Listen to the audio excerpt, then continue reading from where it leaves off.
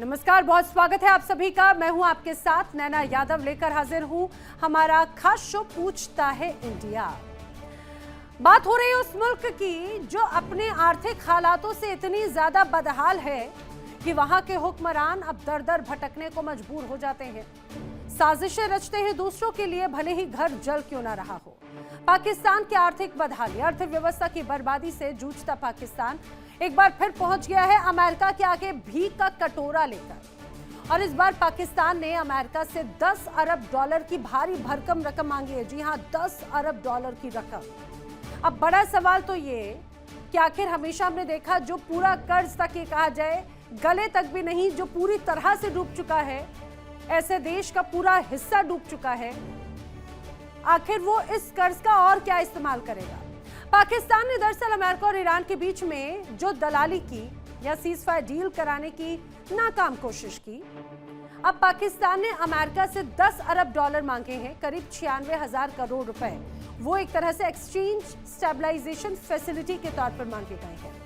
America के वित्त मंत्री स्कॉट बेसेंट को पत्र जो भेजा गया उसमें पाकिस्तान ने मदद की मांग की है। माना जा रहा है कि इस वित्तीय मदद का मकसद विदेशी मुद्रा को स्थिर रखना है। यानी अगर ट्रंप प्रशासन इस मदद को मंजूर कर लेता है तो पाकिस्तान की जो कमजोर, डूबी, बदहाल, टूट चुकी अर्थव्यवस्था है उसे राहत मिल सकती है।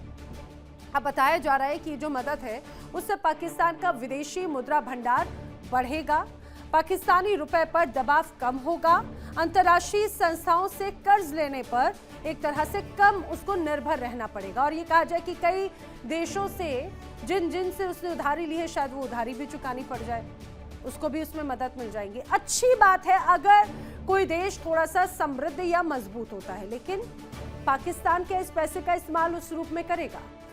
अब पाकिस्तान एक और अमेरिका से मदद मांग रहा है तो दूसरी ओर पाकिस्तान की सेना पर खर्च लगातार बढ़ रहा है।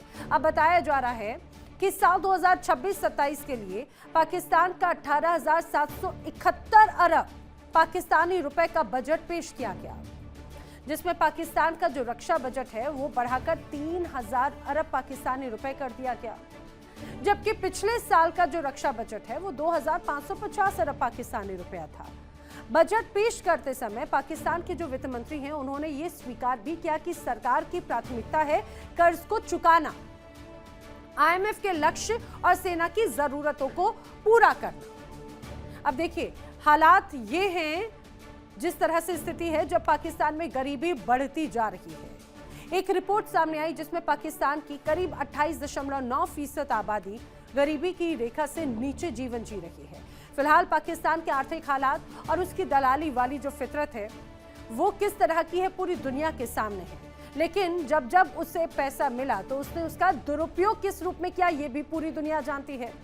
वहां पर गरीब और गरीबी की गर्त में जाता है और अमीरी का जो ग्राफ, अमीर और गरीब के बीच की खाई लगातार बढ़ती चली जाती है। और अमीर कौन होता है?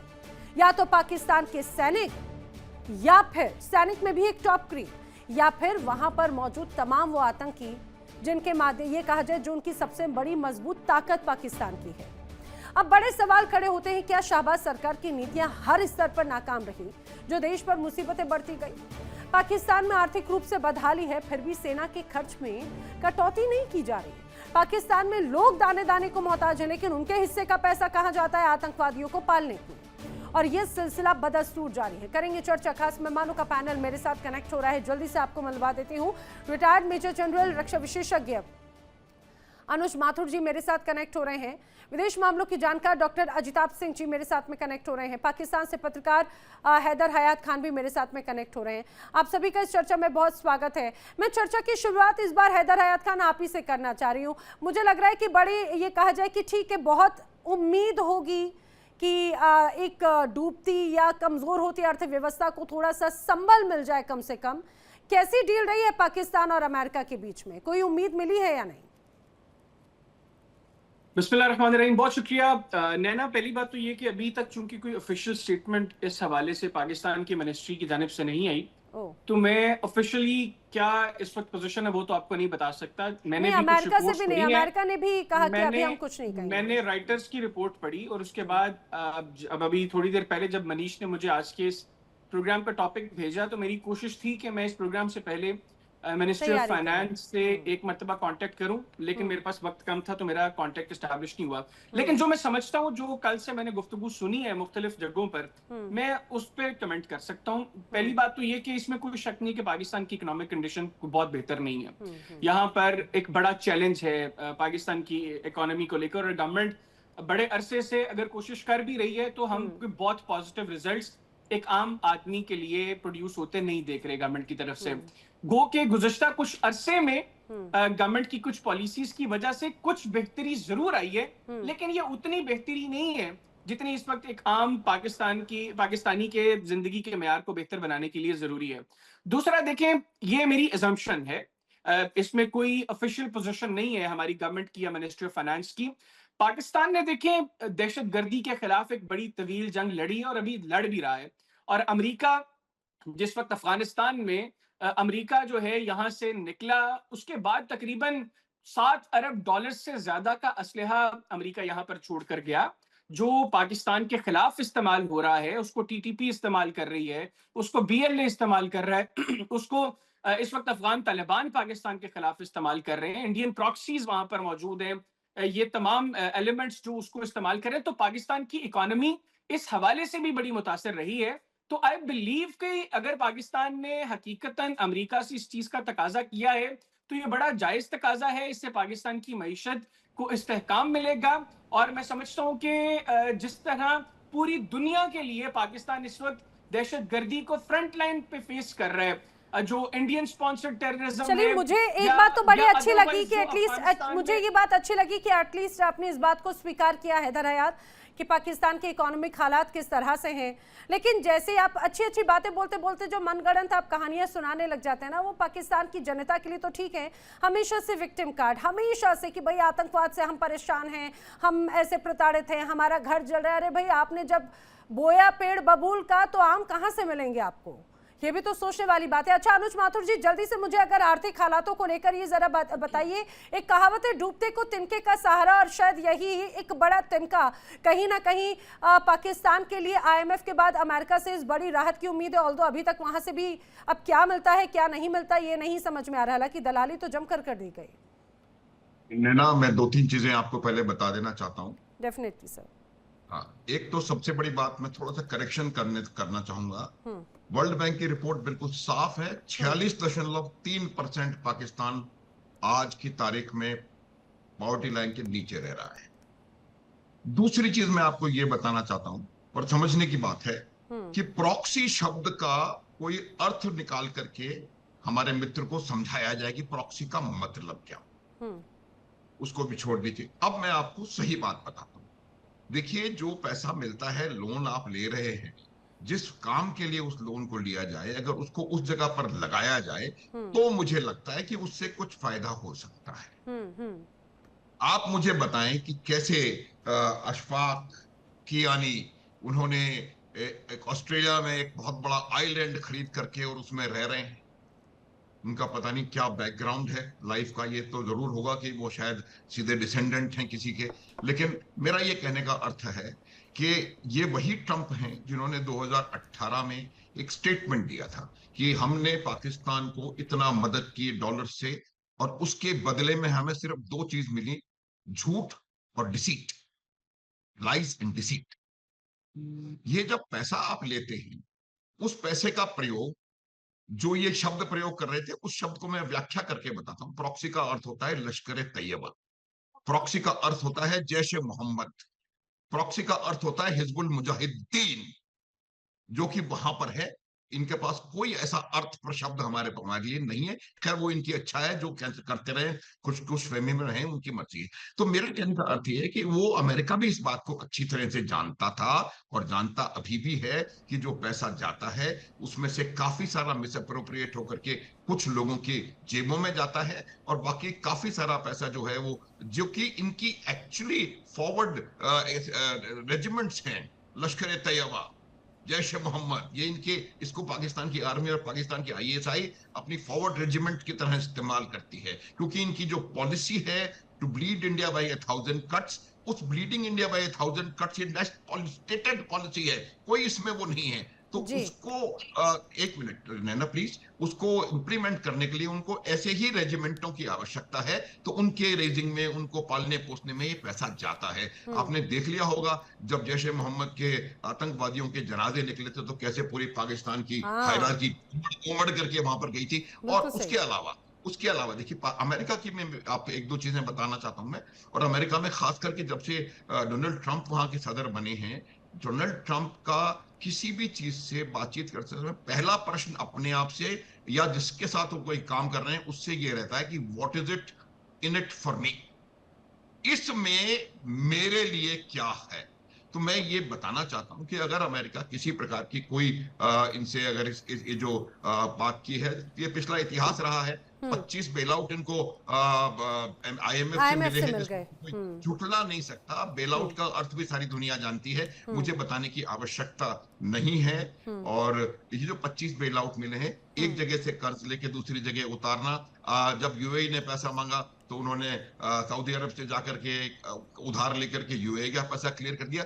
ये तमाम चीजें क्यों परिस्थिति आ रही है, उसकी मैं वजह बता रहा हूं कि जब आप अपने विकास को, अपने डेवलपमेंट को, अपने देश को आगे बढ़ाने को, अपने लोगों की, अपने अवाम की चीजों को जब तक ध्यान में नहीं रखते हैं, ये बार बार थोड़ी देर पहले भी मैं इन्हीं को ये समझा रहा था कि आपको ये देखना है कि आपके अपने जो लोग हैं वो लूट खसोट कर रहे हैं आपके अपने देश में, और हमारे आपके जैसे लोगों का फर्ज है कि इस चीज को पाकिस्तान के हित में इसको आगे बढ़ाया जाए। तो मेरा ये मानना है कि अगर अमेरिका, मैं इसी पर एक बार जवाब भी ले लूं, जल्दी से एक बार मुझे बताइएगा, फिर मैं अजिताभ जी का रुख करना चाह रही हूँ। हैदर हयात, इतनी बड़ी अगर रकम मिल रही है उसका इस्तेमाल कहाँ पर करेंगे?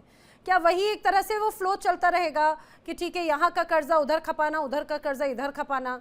जनता के बीच में जनता तो गोलमोल घूमती गई। देखिए ना, मैंने आपको पहले बताया कि एग्जैक्टली अभी तक चूंकि इस पे कोई ऑफिशियल स्टेटमेंट ना US की तरफ से आई है ना पाकिस्तान की तरफ से आई है, तो मैं आपको एग्जैक्टली तो नहीं बता सकता। लेकिन जो बातें हो रही हैं वो तो एक्सचेंज के हवाले से हो रही हैं और करेंसी के इस्तेहकाम के हवाले से हो रही हैं। और उस पर मैं ये समझता हूँ कि इस वक्त अगर अमेरिका पाकिस्तान को ये सपोर्ट फंड देता है तो ये एक बड़ा रिलीफ होगा पाकिस्तानी इकोनॉमी के लिए। बाकी अभी जो जनरल जो माथुर साहब गुफ्तगू कर रहे थे, देखें ये आप लोगों का पुराना अंदाज है, ये इस तरह चीजों को लश्कर तैयबा और जैश मोहम्मद के साथ रिलेट करके आप लोग जो बातें करते हैं, हकीकत आप लोग जानते हैं, जनरल साहब भी जानते हैं। आपकी प्रॉक्सीज बलूचिस्तान के अंदर BLA की सूरत में, खैबर पख्तूनख्वा के अंदर TTP की सूरत में, और अब अफगानिस्तान के अंदर अफगान तालिबान की सूरत में वो पाकिस्तान के अंदर दहशतगर्दी कर रही है। आप लोग उसको स्पॉन्सर करते हैं, आप लोग उसको फंड करते हैं, आप लोग उसको फंड करते हैं। नैना क्लैरिफाई कर दूं मैं प्लीज, नैना थोड़ी देर पहले मैं क्लैरिफाई कर दूं, ये जो तालिबान है इनके जन्मदाता पाकिस्तान है और इनका जन्म पाकिस्तान ने अफगानिस्तान में यार आप जो है ना, आप शांति रखो। आपने पिछले चैनल पर भी सारा डिबेट का भट्टा बैठा दिया था, पिछले चैनल पे भी डिबेट का भट्टा बैठा दिया था, आपको पता कुछ नहीं है, उसके मुंह उठा के चले जाते हो इधर।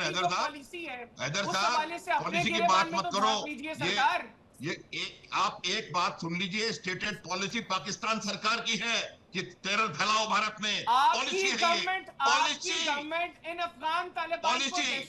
आप ये तालिबान, अरे यार एक मिनट नैना ठीक है सर, एक सेकंड मैं भी जरा बता देती हूँ। हैदर हयात खान सुनिए ना, सुनिए, अब आपको वही तालिबान जो आपके सो कॉल बिरादर हुआ करते थे अब आपको दहशतगर्द नजर आते हैं। हिंदुस्तान की नीति किसी संगठन के साथ में नहीं है मिस्टर हैदर हयात, हिंदुस्तान की नीति उस देश के साथ में है जिसका संबंध हिंदुस्तान की पुरानी सभ्यता के साथ में कनेक्टेड है, वो सभ्यता जो कभी पाकिस्तान के साथ में भी जुड़ा हुआ था। आप शायद उस सभ्यता को समझ नहीं पाएंगे। मैं आ रही हूँ अनुज जी, मैं आ रही हूँ, लेकिन मैं अजिताभ जी से एक बार रुक करना चाह रही हूँ। अजिताभ जी, इसके पहले पाकिस्तान 75 सालों से ज्यादा वक्त में IMF के पास में कई बार गया, कभी UAE के पास, कभी सऊदी के पास। ये जो अब अगर अमेरिका के पास में गया, ये तो एक तरह से जियोपॉलिटिकल रेंट हुआ। कुछ नया हुआ क्या? 75 सालों में उस राशि में कोई बदलाव आया क्या? बार बार खपा दी गई ना, तो इस बार नया क्या है इनके लिए? देखिए, ये दिखाता है पाकिस्तान की क्राइसिस कितनी है, किस हद तक जा चुकी है उसकी अर्थव्यवस्था, और कटोरा लेके कब तक ये फिरते रहेंगे। अब आप देख लीजिए, पाकिस्तान के सेंट्रल बैंक ने जनवरी में एक डेटा दिया था कि इस साल के अंत तक पाकिस्तान का जो मुद्रा भंडार है वो 20 अरब डॉलर लगभग बच जाएगा। ये जनवरी का स्टेटमेंट उनके केंद्रीय बैंक का है। और उसके बाद युद्ध हो गया, फरवरी में ये युद्ध हो गया। उसके बाद से तेल के दाम आसमान छू रहे हैं, सामानों के दाम आसमान छू रहे हैं, खाद्यान्न के दाम आसमान छू रहे हैं। तो पाकिस्तान चूंकि सारा उसका तेल गैस सब इंपोर्ट करता है, तो बहुत बड़ी जो उसका अमाउंट है वो निर्यात आयात करने में लगा देता है।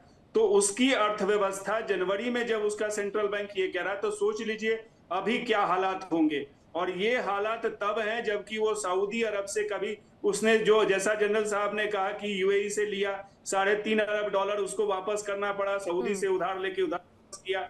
आईएमएफ से तो कितनी बार ले चुका है। 2023 में ये वही आईएमएफ है, 3 अरब डॉलर देके उसको दिवालिया होने से बचा लिया था। देखिए इंडिया डेली 24/7 अब आपकी स्मार्ट टीवी पर। इंडिया डेली मौजूद है सभी डिजिटल प्लेटफॉर्म पर लाइव और लगातार। इंडिया डेली 24/7 हर दिन राष्ट्र को समर्पित।